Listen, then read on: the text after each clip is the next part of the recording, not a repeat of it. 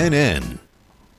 The following program does not necessarily reflect the opinions of the staff, management, ownership of the station. Jay and Janine are expressing their own opinions, and such is not a substitute for psychological or mental health advice. If you are experiencing an emergency, please hang up and call 911.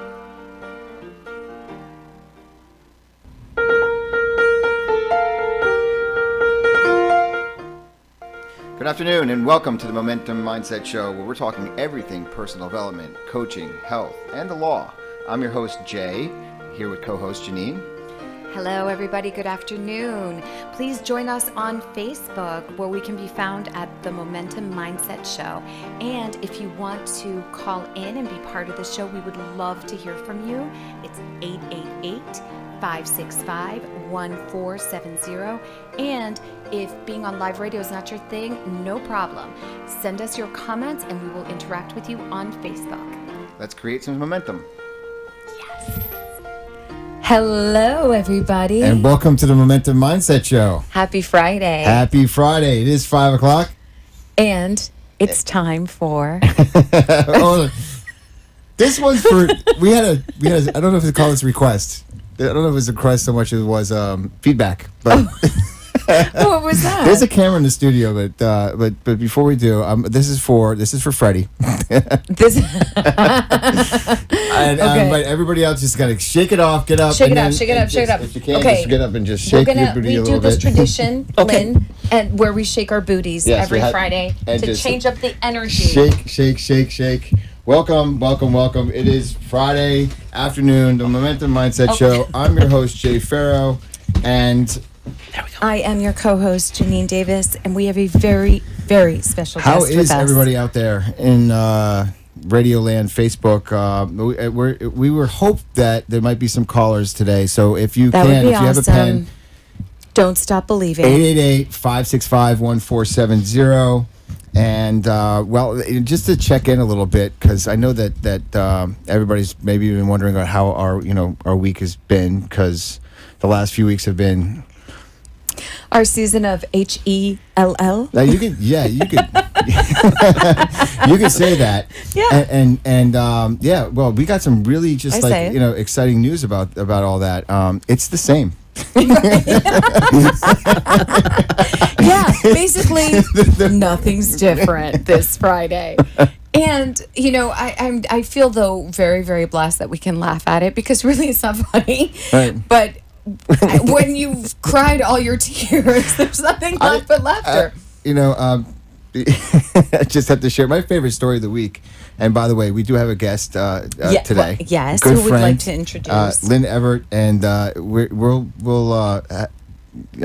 ask you to introduce yourself in just 1 second. I just wanted to share my favorite story of the week. Please do, Jay. Evidently, city municipalities can shut off your water. Oh, yeah. When you dispute with them and the right hand and the left hand don't know of anything that's going on. That was...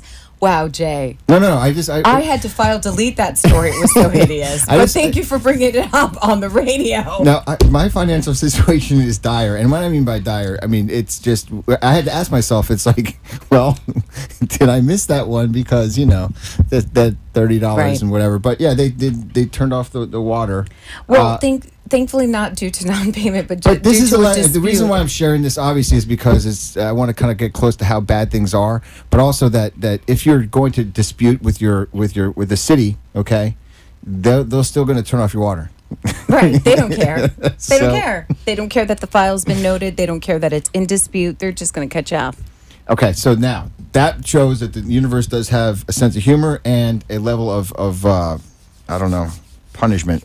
I would like to report that the water has since been turned on, so there is. Yes, thank you. Yes, City of Hollywood. There's clean individuals here today with you. So anyway, we do have a guest, and we have a great show for you. We're going to be talking about stories, and when I say stories, everybody has their story, but really, what is a story that is underlying your operating system? What is that's something that you truly believe about yourself? And I know I've had a few that were driving me. And Lynn, you and I met basically because I was posting on Facebook, and I understand that you're an author, and you had been reading my posts, and we've both done some of the same transformational work at a program in Pompano, and I'll just give you a chance to introduce yourself and more or less like, you know, what do you do, where are you from, and just say hello, and we'd like to ask you some questions after that. Yeah, we're very excited to hear from you. Yes. Absolutely. Well, first of all, thank you for inviting me Sure. and allowing me to be on your show with you. Yay. Second, for everyone out there, I'd like to vouch for the fact that Jay and Janine did get their water back, because there are no strange odors that I'm having to deal with in this small studio. So we'll get that taken care of right off the bat. The second part of the question, well, actually, the first part of the question is, I'm originally from upstate New York, a little town about an hour south of the Canadian border. I moved to Florida in 1989 so I could avoid the rush for when I got older. Smart thinking. The work that I do is I'm a writer, first and foremost, but I'm also a writing coach. I work with people to help them write their books. I do have publishing experience, so I can help guide them through the process. I am also work with people to help them, even if they're not writing a book, if they have a story or stories in their life that run their lives, to help them find their story and create a new story. And so that's really powerful for people. Matter of fact, I was reading earlier today that the research says that we have anywhere between 10,000 and 80,000 unique thoughts per day. And every single one of them can be a source of a story. So the 10,000 to 80,000 thoughts per day.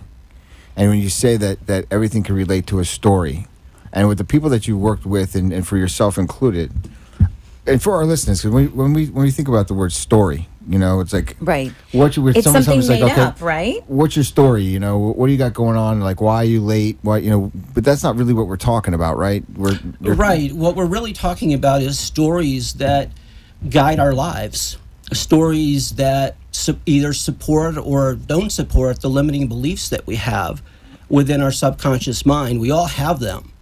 It's just a matter of, do we know they're there? And only if we know they're there can we actually start to do something about them. Most of us have conscious stories that we're somewhat aware of, and those we can handle, but the stories sitting in our subconscious minds are kind of like blind spots, where you try to look in your rearview mirror and there's a space where you just can't see. And that's where a coach can help. So when you uncover these blind spots, could you give us an example of how that happens? Because clearly, if you can't see it, you're not aware of it, you don't know it's there. So in the process of coaching, how does that come around? So it's really understanding what the person is spending their time thinking about, where they're focusing their efforts, where they're focusing their energy and their resources. Somebody who's thinking 80,000 thoughts a day is probably suffering from some kind of anxiety, where they're repeating the same thought over and over and over again. Yeah. And when we're dealing with our subconscious, you know, it's what we don't know is there. So it's important to be able to dig and do the work to be able to then start to change our stories. What is Fantastic. I had a story, for example, about like the way that I could run on a treadmill, for instance. Like for my entire life, I told myself that because I could run about a mile, and then all of a sudden my lungs feel like they want to explode. Somewhere along the line, I told myself that I had asthma, or I had something going on with me that I was never. So the story was, I'm not a long distance runner. I'm a sprinter. And then I believed that until January of this year, when I was actually able to break through that and start running. But that's something that held me back. I'm giving you like a measurable type example. But as far as like another limiting belief type story, that what's a common one that people believe that maybe would run through more people than not? Right. Well, one of the most common is that we're not enough. We're not good enough. Oh my goodness. We're not. On some level, we're defective. See, this is what we're really talking about when we're talking about Absolutely, stories. yeah. Yes, The bottom, the basement, the foundation, not enough. Right. And the converse of that is that we might be too much. If you've ever had someone tell you that you're too much, right? I Or think that women say that a lot, that someone told them they're just too much. And so that becomes ingrained, and then you're always sort of dimming yourself. Right, and neither of those is true. Right. But when people say those things, they're actually just projecting their own limiting beliefs onto someone else. Speak more to that. When someone says that, say, for instance, that they're too much. Okay. Or my story is, or I'm afraid of being too much, or something along those lines. What's something that they're telling themselves? So let's say a woman is very vivacious and fun-loving, and she's just really happy to be alive. Okay? Now, a man who is on a first date with her, who believed that as a child that children should be seen and not heard. I'm sure we've all heard that one. Right. Yes. I was raised in that household. Hi, Dad. So he's possibly going to project his belief onto her. So it's not that she's too much, it's that she's too much for him. Got it. But we all do the same thing. We take these things and we make them personal. We make them about ourselves. Right. Right? And that's where the stories start. And each story ties to a limiting belief. Some stories are supported by the limiting belief. Some support the limiting belief. Some create new limiting beliefs. And there's this constant activity, this flow of activity that's going on. And we end up living and operating out of more of our negative beliefs, more of our limiting beliefs than we do the things that we think are really good about us. So why, in your experience, why would that be? Why would we choose to live out of our negative beliefs more than our positive ones, let's say, in your experience? Well, we have more energy on them. And we have this thing in us called an ego. Yeah. And the pesky ego.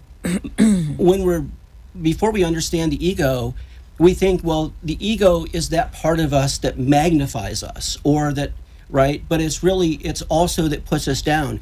Your ego doesn't care if you are the best person in the world or the worst person in the world. It just wants you separate from everybody else.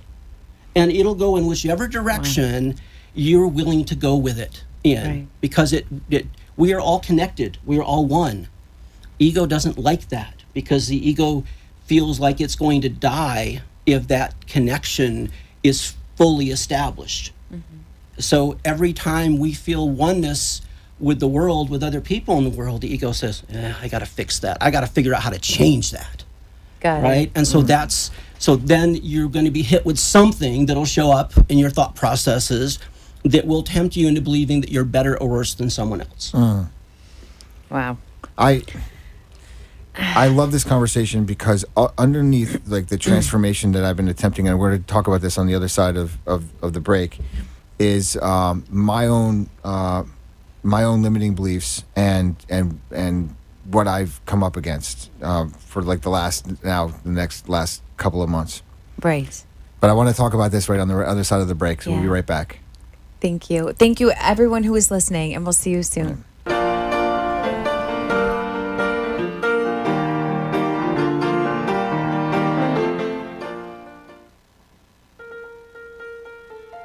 Farrow Law Firm. Are you in default with your loan modification? Has your rate adjusted? We can help. Reach out to us today and we'll put our 10 years of foreclosure defense experience to work for you.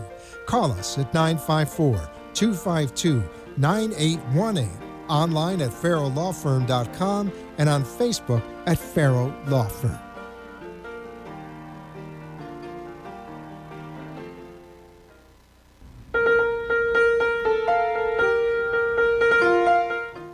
You've been listening to the Momentum Mindset Show with Jay and Janine. Give us a call at 888-565-1470. And now back to the show. And welcome back to the Momentum Mindset Show. Welcome back, everyone. Your host, Jay Farrow, and Janine Davis. Yes, and we're here with special guest, Lynn Everett, and we're talking about stories, and we're talking about how they tie to our limiting beliefs. And before the break, we were talking about ego, and I wanted to talk a little bit about my limiting beliefs, because not enough happened to be one of my limiting beliefs. And whereas I thought that I was able to get down to some type of foundation back in January, I'm finding that conversation and the ego comes up, quite a bit. Now, as far as working on something like that, and rewriting the story, how does that reinforce? In other words, like let's say you can take a step back and look at yourself from a bird's eye view, and with the help of a coach, and say, "Oh, I get it. Yeah, intellectually understand how I'm operating," but then integrating that into my life. What type of work do you think that involves?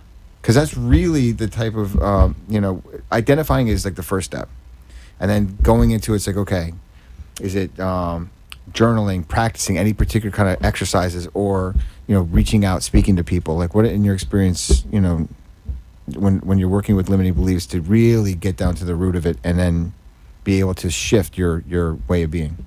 So we talk about writing, and one of the most powerful practices that anyone can develop is journaling.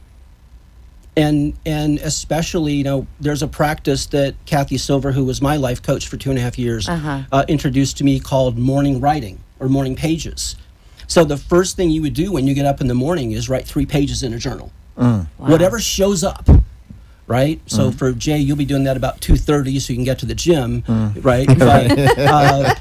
But whatever is showing up in your thought process at that point in time, and you want to do it early in the morning because your mind hasn't had a chance to pull in all the new problems from today. Right? That's one of the things about getting up that early in the morning. That's true. I mean, it's like it's a clean slate at that time in the morning. Right. There's something really magical about the early mornings, I find. It's a peacefulness and just a serenity that you don't get to experience the rest of the day. Right. And then, like, how quickly do we reach for our phones so we can go to Facebook or look at our email or whatever those things are that kind of distract us from us.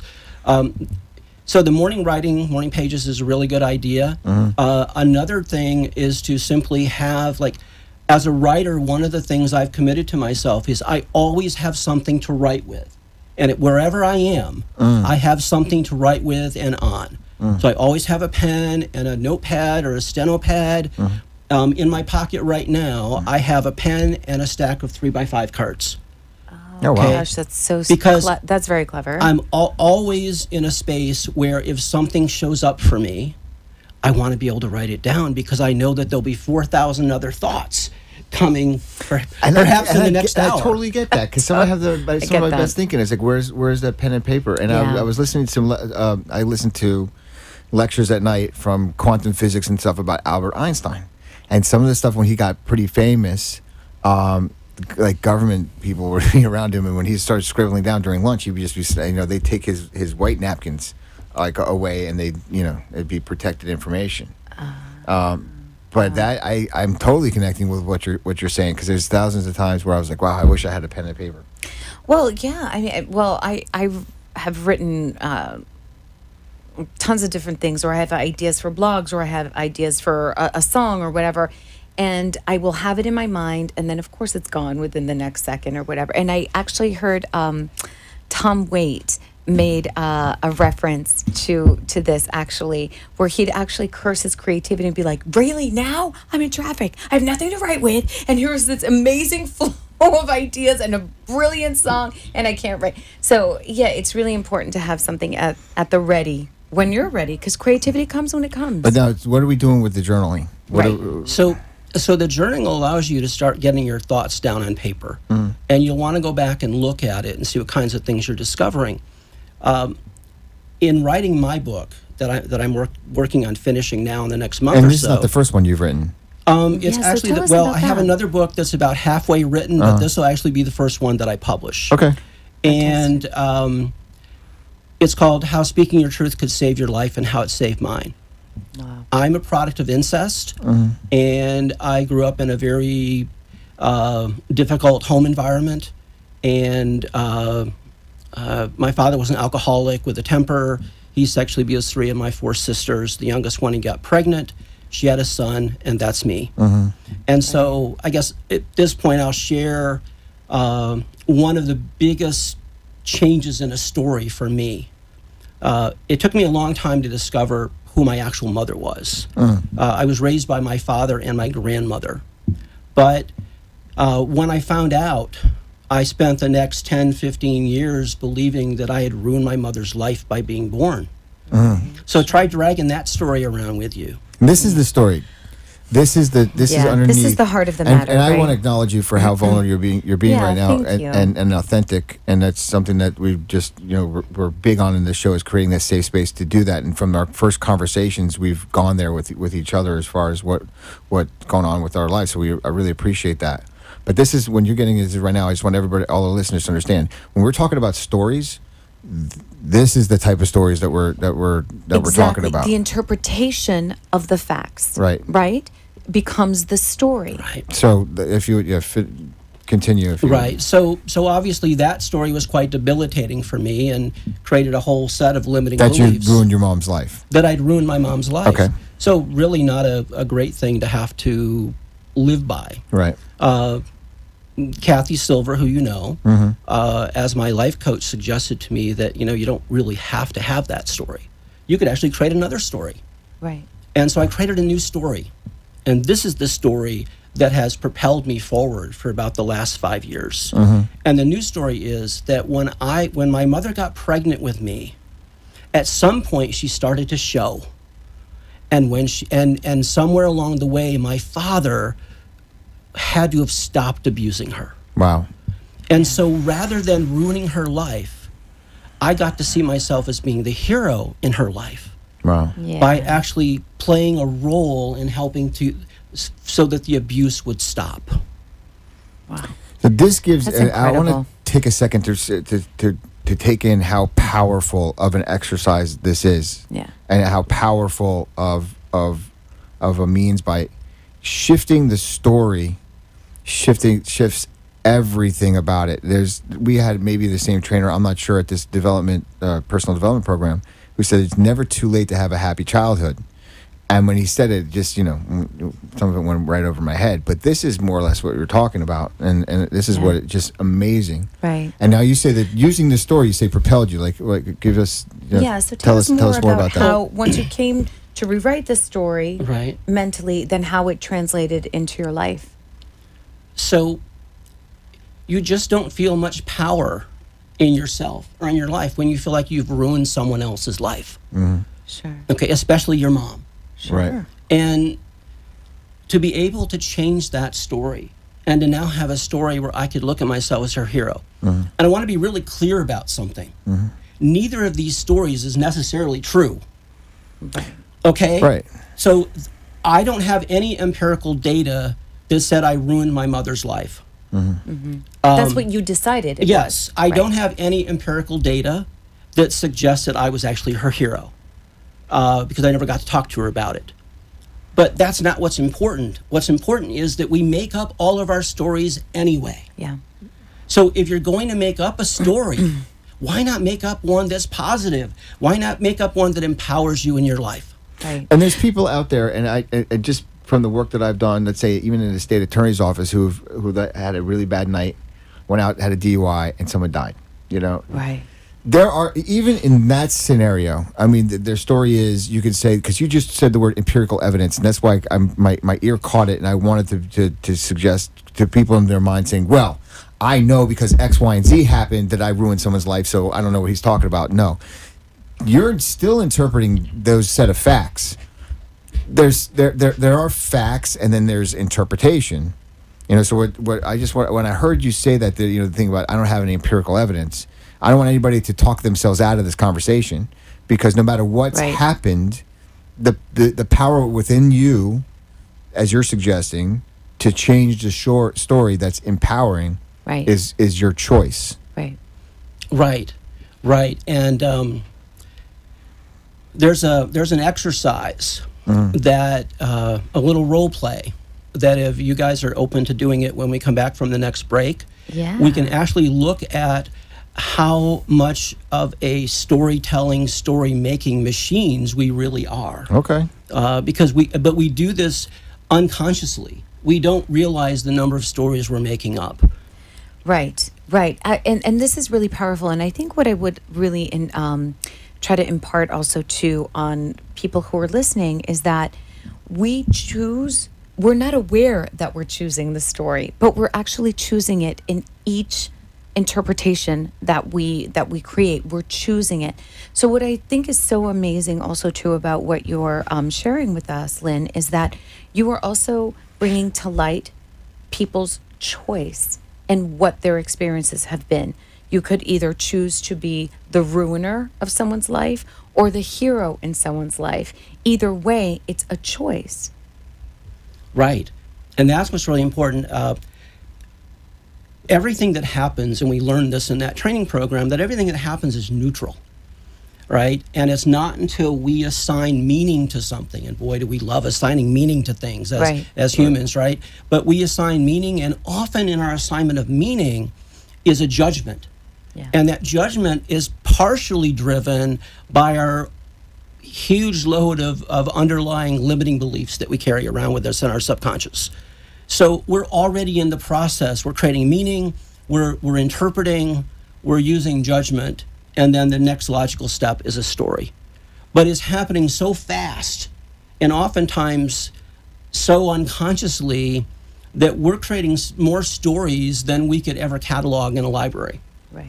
I wrote about this the other night about the story was, because this is the first month that I in my career that I can remember that I didn't make my monthly nut. I didn't pay my rent at my office. I didn't pay my credit cards. I haven't paid my cars.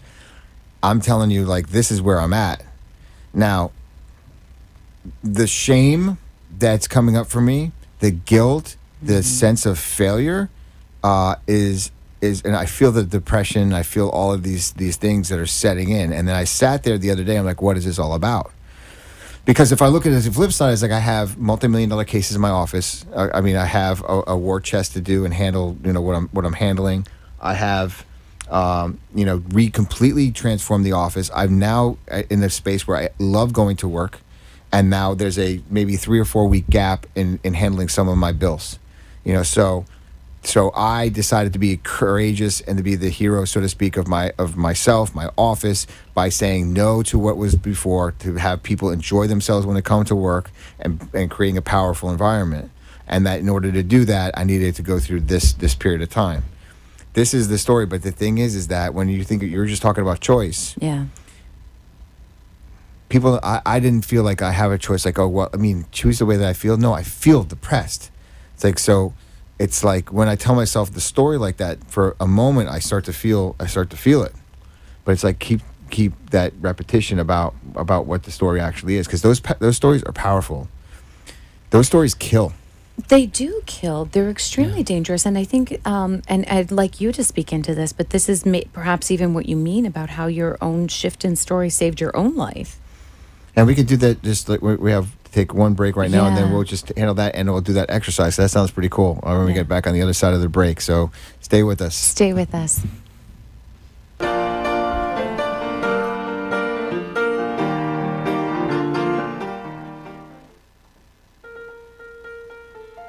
Farrow Law Firm. Are you in default with your loan modification?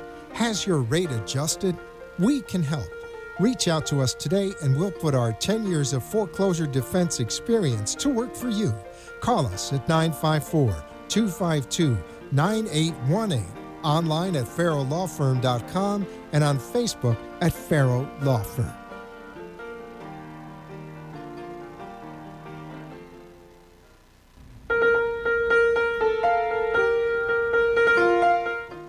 You've been listening to the Momentum Mindset Show with Jay and Janine. Give us a call at 888-565-1470. And now back to the show. You see how many people are on the show? I mean, this is my feed. And it's like all those people join my watch party. Damn, Bo. Yo. Some kind of. And something. welcome back to the Momentum Mindset Show. We were just talking during the break here, and we have a distinction. I think this is an important one, because I was just talking about shame and guilt and how I was feeling. So yes, and if you're familiar with Dr. Brene Brown and her work, she differentiates shame and guilt. A lot of times we tend to collapse it, but guilt says I did something wrong or I did something bad, and shame says I am bad. So it's a really important distinction. We can all experience guilt, and that's okay. But shame doesn't do anything for us. It doesn't create any value for us in our lives. I can trace, pardon me, Jay, but I can trace the biggest mistakes of my life to shame. When I realize when I've gone wrong in my life or things have, I've made really big lapses in judgment, it's shame that has fueled all of it. As opposed to... You're talking about the decisions that you made? Or you're talking about... Yes, decisions that I've made or things that I've done or failed to do or said or should not or didn't say. It was all because of shame. You're... No, we were just saying before the break. Are you laughing with me? No, because some of the things that you just said, what you just repeated, in the Catholic Church Mass, it's like all the things I've done and failed to do, and mea culpa, and it's like just listening to you for a second. It was like, where do you think I got the marriage to shame? Right. It's no accident, actually, that I express myself even that way, because that's the story. That's what I understand. That's my education. Right. And I didn't know how to, until very recently, how to not collapse guilt and shame. I thought they were the same thing. Yeah, and this stuff, for me, and I think this is what I'm going through, it's that the stories are so ingrained into my psyche, is so into my programming. Okay, the things that I've accepted and believed my entire life that now I see I've separated myself, and I said, okay, nah, that can't be true. It can't be true that this is bad and wrong and guilt and shame. It can't be. But my thoughts, and when I tell myself, it's powerful that if you live one way for 41 years. And then you decide, that this I'm going to go a different way, and you had some training saying it's possible. This is where I'm at, is the integration. I think that you and I have even had a conversation about that. Mm-hmm. How do you integrate all these concepts? But logically, it all makes sense. The story that you shifted makes sense. I've seen your transformation. I see you here, and I've seen our conversations, and I see what you're up to, and I know that you're up to big things, and you credit the shift in your story. How do you do it? Like what are the things that you've done to keep it real for you? That one is the one that you're going to believe as opposed to the other one, because that's where true transformation takes place. That's where results, I think, happen. Right. So the practice that I have been learning, and I can't claim any level of proficiency in it yet, but it's simply being present. It's simply being aware of what's happening in the present moment, being aware of, ooh, I have this thought. It's an interpretation. But that doesn't make any sense. I think I'll let it go. And so it now there's a process of that I can take people through that deals with a story and getting to the bottom of it, so to speak. But I want to be really clear that the work that I do is not to replace a good therapist or psychotherapist. Right. True. So none of this does that. Right. That's not the work that I'm doing. But we all have so many stories. The really big, difficult, tough ones may require the support of a professional. But for the stories that seem to get in our way a lot, we can deal with those. And I have stories all the time that I'm catching myself in. It's amazing because I'm learning now, and I'm also a Course in Miracles student, and I've been learning, like, there's a certain way that we become so present that you can almost be the observer of your thoughts and say, oh, I know where this is leading. This is going to get me to be angry at someone, right? But I say, no, I'm not going there. Right. And so it's a process. But so every one of those thoughts, that those between 10 and 80,000 thoughts that show up in us every day has the potential to create a story. But we're not aware of it.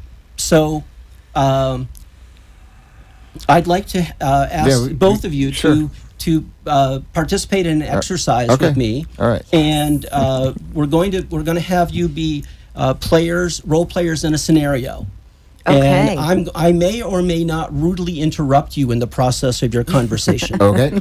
So here's the story. Janine, you just came from a job interview. Okay. Okay? And Jay is one of your best friends in the whole wide world. And what do your best friends tell you when they know you're going for a job interview? Good luck. Right? But don't they say, when you get back to your car, give me a call? That's right? Yes. Yes. Let me know how it went. Right. Yeah. Okay, so I'm going to ask you to role play from the point. And so, Janine, you're going to ring Jay's phone, and Jay's going to pick up, and he's going to start the conversation by asking you, how did it go? Okay. Okay, and then we'll just do this for a minute or two. Okay. But just go back and forth. If you hit a stopping point, we'll just stop. Okay. Okay. Oh my God. Okay. So. Okay. Ring, ring. Yeah, ring. I got it. Okay. Hello. Hey, Jay. So I just got out of the interview, and how did it go? Oh my God! It was. Oh my God! It was like I was being interrogated. Interrogated. Yeah, it was. I mean, it was Where good. was I think I did okay. Was it a but man or woman that was? It was a man and a woman. It was mad interrogation. All I thought that I needed was those like really bright lights and a little waterboarding, and it would have been complete. But how long were you there for? Oh my God, I was there for about 90 minutes, but it felt like at least 4 hours. I at least double that. It was excruciating. Did you get to tell them about your life experience? I mean, yeah, I think they liked me, but they were really like dead-eye people, so I couldn't really tell. But they said that they'd be in touch with me, and so as a result, they were so unemotional. I don't really know why they kept me there that long. What was your general feeling about the entire interview? I mean, if you just broad stroke. So let's go ahead and stop there. I feel like you're asking me to land the plane.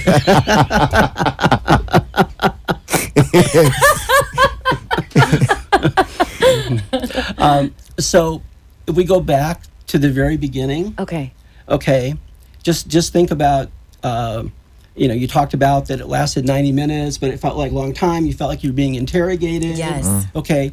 But in a real life situation, you would still, after your conversation with Jay, you would still have no idea if they actually liked you or not. Correct. Right? Yes. So everything that was in your conversation was a story. Yes. Right? And then he played into your story. Yes. And so you were both creating more stories together. Yes. Yeah, I was looking for a way to find compassion and empathy. Yeah, I could see you struggling, and it was painful for me. And then as a friend, you want to say, that there you go again with your waterboarding and the torture stuff.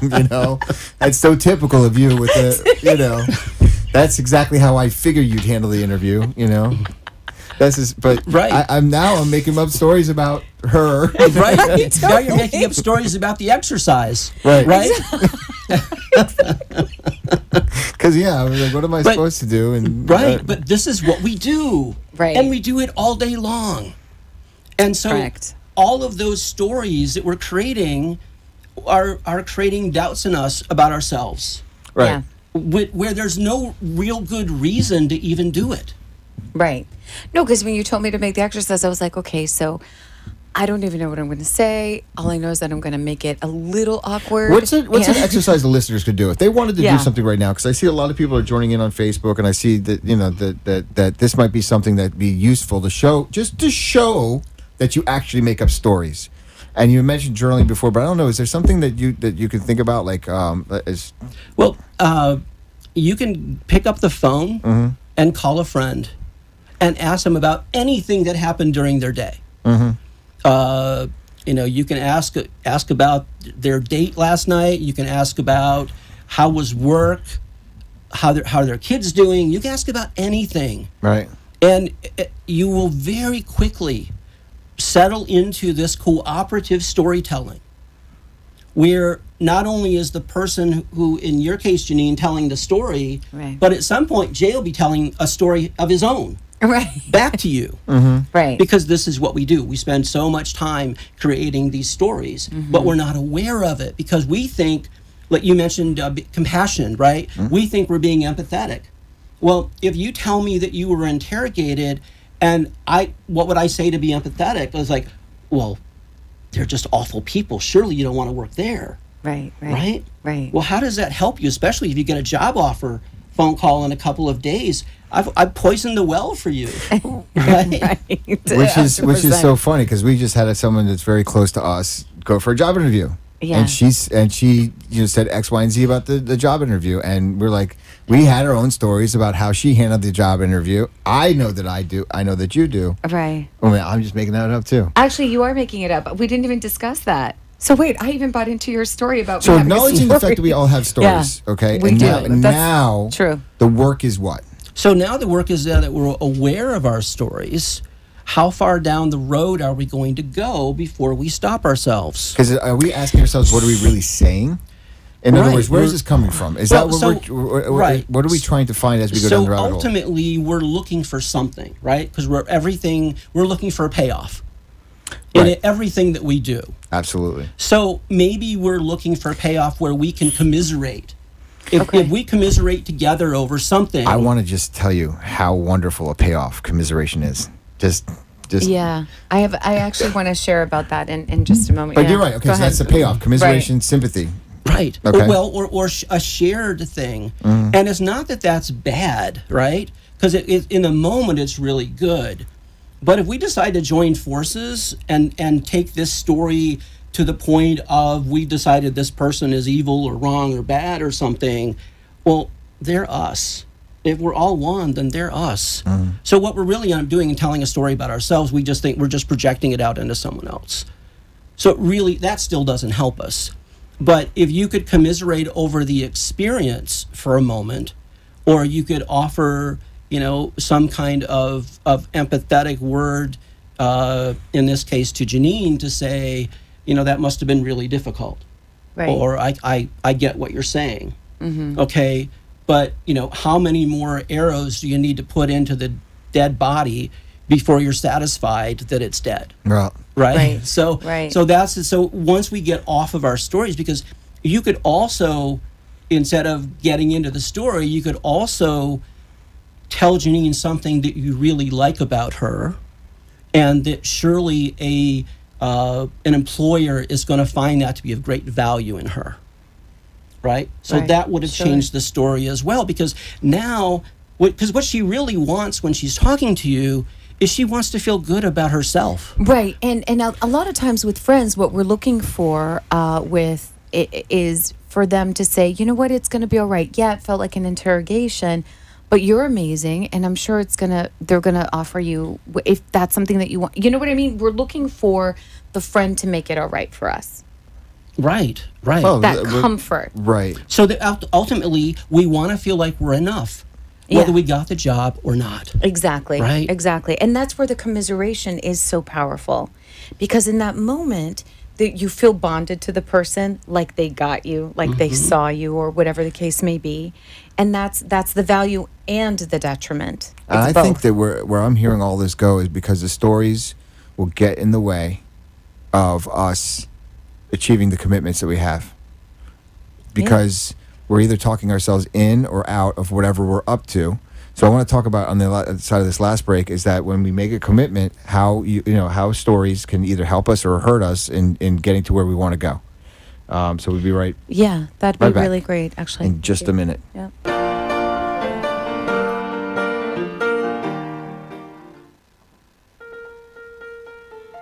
Farrow Law Firm. Are you in default with your loan modification? Has your rate adjusted? We can help. Reach out to us today and we'll put our 10 years of foreclosure defense experience to work for you. Call us at 954-252-9818, online at farrowlawfirm.com, and on Facebook at Farrow Law Firm.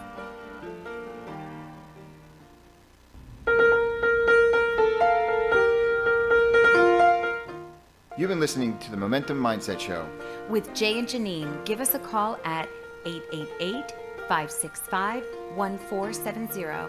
And now back to the show.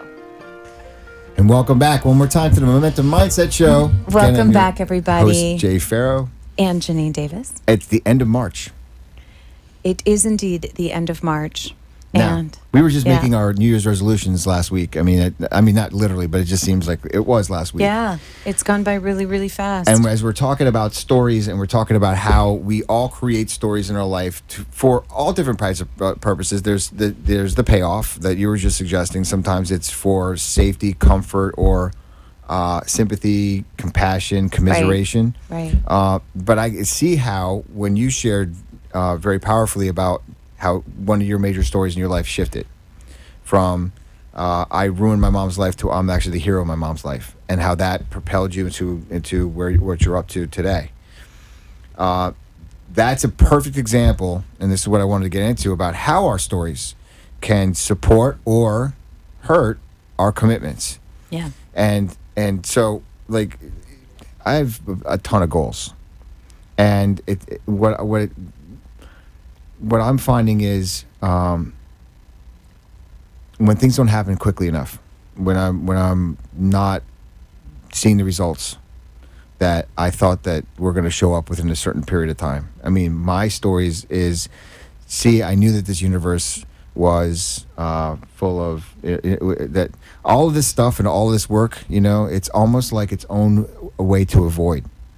I mean, I spent about 2 decades avoiding and disconnecting, and I had a bunch of stories running me during that time. But now it's like, okay, you read all these books, you do all this work, you hear all this stuff, and it makes logical sense. The stories, I mean, it's all based upon interpretation. But somehow, some way, when I was like a night like last night, and I'm looking around, I'm like, I just don't see the results. The water being off is just one thing. I mean, it's just so dark for me right now. So I'm like here, I'm showing up, still going to the gym, but the practice of these stories, is something that I'm fascinated by, because keeping this going is the key, I think, to pushing through and breaking through. Absolutely. Because we have these commitments that you're writing a book. Are you finding that any stories that come up that interfere with what you're up to, or are there stories that are propelling you in writing your book? There's both, and I think that's life. We're being bombarded all the time by information that helps us create new stories, and we're also being bombarded by the stories we already have. But I think it's when we reach that level of commitment, and maybe really, I got really much more serious about writing over the past week, and I think the reason for that is because I stopped making it about me, and I really about that. I really felt into what I'm here to do, and realizing that my purpose, and I realize I've been in such resistance to it. Your why for so long. My why, right? My why is to inspire and encourage. My platform is in teaching people how to speak their truth, and you cannot change your stories unless you know your truth. So there has to be a foundation of where we start with everything that we do. This is what I'm talking about. It takes a while to get down to foundation. It takes the work to get down to the foundation. I thought that I had hit some foundations, but I don't think that I did. I thought that I had resolved unresolved issues. But these feelings that come up, I mean, because if I trace them down, these feelings, it's an unworthiness conversation. It's a not enough conversation, because it's like I really want to be enough, but obviously I'm not enough, and nothing ever works out for me. It's a story. I'm sure that's a huge one. Nothing ever works out. See, I told you it was going to be this way. Right. I told you if you spend money like that, then you're going to wind up like this. I mean, I told you that if you didn't, take that safe job, you're going to wind up broke and in bankruptcy. My dad's told me that. And then that's one of the things that's running through my mind right now. And that thought was, I knew he's going to be right. I know my dad's going to be right. And my dad being right is really the stories of my dad being right. Right. And this is why I do write a lot at night. I do get out. I try to get all of that angst and just put it down on paper and say, now I can see it. Because I read my posts maybe 19, 20 times, between the night and the morning after I send it out. But being in a space where it feels dark, it feels like, all of the things that I told you so, Jay. I knew this was never going to happen. Nothing ever works out for you. You were never supposed to make it this far. These are the things. These are what I call my demons. So some of the most powerful work that I've been doing over the past, I would say, month is I spent most of my life only knowing that I did not want to be like my father. I was less focused on what am I going to do than what I was not going to do. My goal was to not be him. I believe that the reason that things have started moving forward for me in a lot of different areas in my life is because about a month ago, I spent the better part of the day doing nothing. Now, my father passed away 50 years ago, but he still has been an influence in my life. Wow. Sure. And, but I started doing the work of forgiving him and understanding that within him was a scared 5-year-old boy, just like is in me. And when I was able to find a place where I could see my dad as like me, as being me, and to understand that he wasn't, he had, he had something he had to deal with, but he's still a soul. He's still a valuable soul. And when I started to do that work and got deeper into the work, at the end of that day, I did something that I never ever thought I would do, and that I reached out to him. I like prayed a prayer and I said, Dad, would you show me something about you that I could incorporate into my life, that would be really good, that I could take from you and bring into my life and make it be a really positive part of who I am. So I had spent all that time, most of my life, wanting to run away from him, wanting to not be him. And by doing that work, and your situation with your dad's a little different, but and again, how do you know that a lot of what you feel about your dad and the stories he told you, they don't have to be true? The way I looked at it now, and I'm putting, and again, thank you for what you just shared, because forgiveness,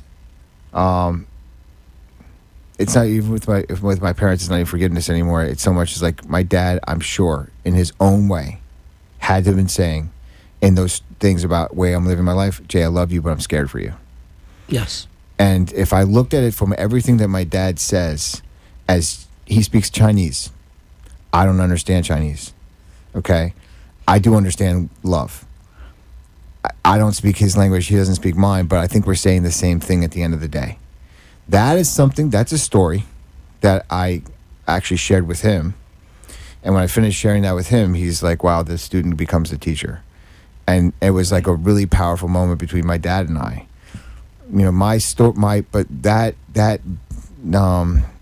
This work never ends. I guess this is where we're at. It never ends. Because I say in my posts all the time, I'm not looking to catch a cure for life.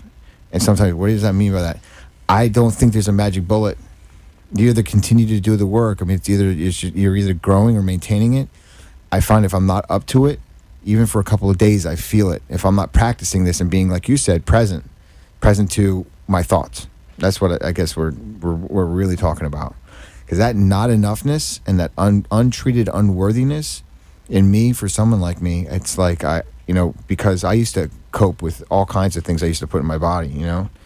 I don't do that anymore. There's something that's going to take that place. Exactly. We all have addictions. Right. Some of our addictions are visible. All right. You don't have to spend too much time looking at me to realize that I have an unhealthy relationship with foods that have a high fat and high sugar content.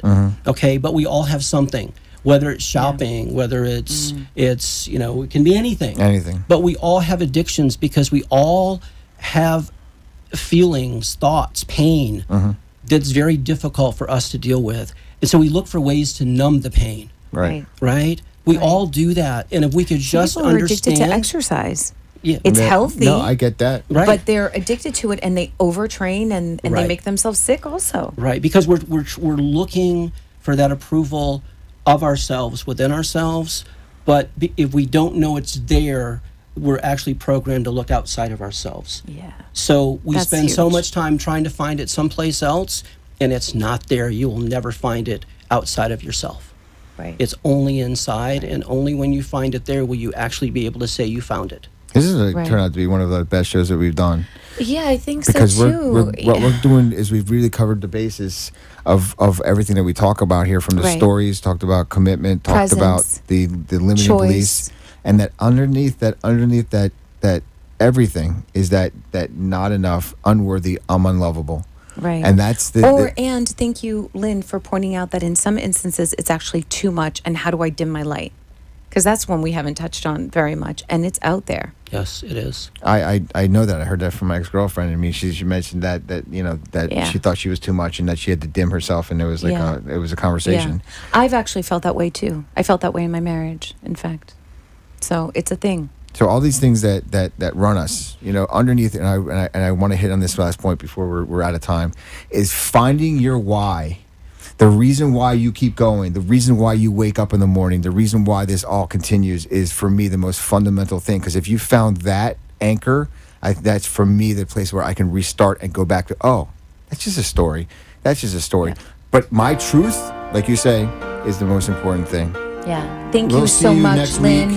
We'll see you. Thank you to our guest, Lynn. Have a wonderful weekend, everybody. And have a wonderful weekend. Thank you, Lynn. Thanks again. This was beautiful to share with us.